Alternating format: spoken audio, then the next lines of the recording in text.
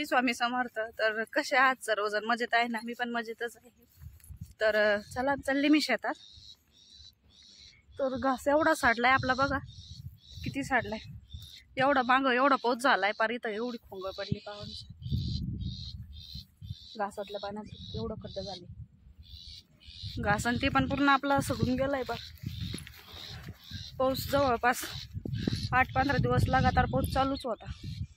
घास आणि ते पूर्ण वारा असा खराब होऊन गेलाय. बघा कसं झालंय घास पावसाने, किती साडलाय. घास पण किती सडून गेला आपला. घास खराब झालाय. तर चाललंय आम्ही शेतात. आर्यांचं काय चालू आहे? लाडू खायचं का? हावरीचे लाडू बनवलेले आहे उपासाला. तर आज काय 5वी माळ आहे. चाललंय आता आम्ही शेतात, मस्त गोणी ते घेऊन चाललो. चला बघा आता तुम्ही आम्ही काय करणार आहे आज शेतात काम. पुढं ब्लॉकमध्ये आभाळ पण आलेलं आहे, येतंय जात आहे. सकाळी पाऊस पण झाला थोडा रुंजीम,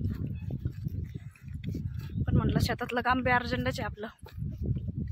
एक आधीचीच लई नुकसान झालेली आहे, त्यात अजूक व्हायला नको. तर बघा काय काम आहे आज. अरे तू कुठं बसतो? तुला चांगल्या छान जागेवर बसवते मी. उतर बस इथं.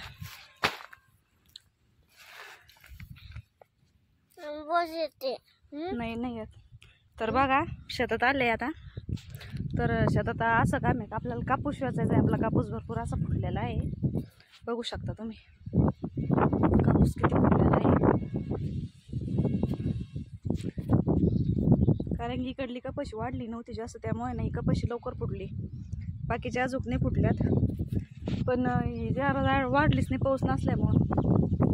त्यामुळे ही ना येचून घेतं. कारण की कसं आधीच अर्धी नुकसान झाली, परत एवढी सगळीच व्हायला नको. त्यातले भरपूर असे बोट आणलाय ना, कुम येऊन जागेवर झाले. बघू शकता कसं कापूस असणार झालाय. हे बघा असे जागेवर बोंड फुटले त्या कापसाला. हे बाकीचे चांगले ते येचून घेऊ. परत पाऊस सांगितलेला आहे.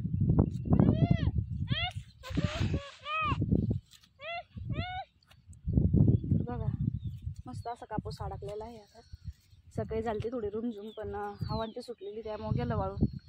तर पटपट आता जेवढं होईल तेवढं आज येचून. आता काही 2 वाजलेत. आधी जनावरांचं घरचं आवरलं, गटाची पूजा वगैरे झाली. भैया गेलाय शाळेत.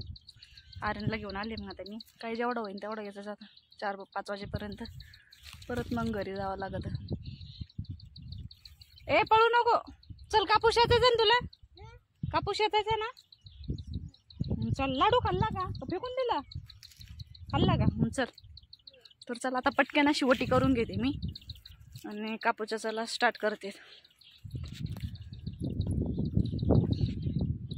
भरपूर असा कापूस फुटलेला आहे. ते कसं दिसत नाही एवढा, ते भरपूर असा कापूस फुटलेला आहे. एक झाडाला असं एवढा कापूस फुटला. पाऊस सांगितलेलाच, त्यामुळे ना नुकसान झाल्यापेक्षा आधी अजून घेतलेलं बरं. तर आता वटीन ते करते नेसते पटपट.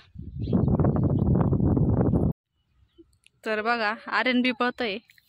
मस्त असा कापूस येचू लागतोय मला. कापूस येचून आणून देतोय काही. ते पळतय शेतात. बघा मस्त असं कापूस फुटलेला आहे.